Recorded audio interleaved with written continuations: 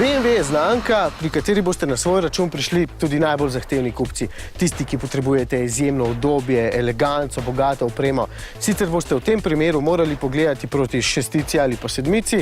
No, največ boste dobili pri tema dvema modeloma, lahko pa je zelo elegantna že trojka.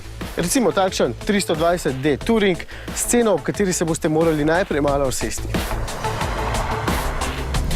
Tole je namreč trojka s paketom Luxury Line in z dodatki, ki ceno dvignejo na 62.000 evrov. Za trojko karavan s skoraj osnovnim dizlom v nosu. Ampak v tem primeru boste dobili kup opreme, v bistvu praktično vse, kar je sploh na voljo. Za začetek vrhunsko usnjeno oblazinjenje, ki dejansko največ doda k premium počutju, poleg teh lesenih dodatkov. Ta avtomobil ima še samodejni menjalnik, nastavljivo podvozje, odlično ozvočenje, kamere vse naokoli in še kaj. Veliko dodatkov za veliko cene. Sicer pa je tole karavan s štirikolesnim pogonom, torej X-Drive, kar pomeni, da je takšna trojka super tudi za kakšen izlet na smučišče, kamor vas bo zapeljala brez težav.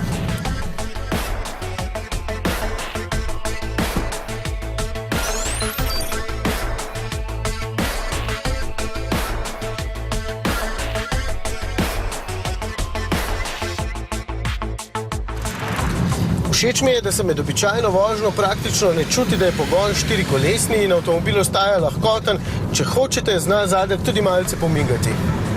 Obenem pa je poraba goriva s 6 litri skoraj enaka tisti pri dvokolesno gnani različici.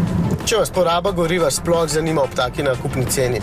V bistvu se mi s takšnim paketom opreme zdi avtomobil bistveno bolj umiren. Sploh me ne vabi k hitri vožnji, kot to počnejo običajno BMW-ji.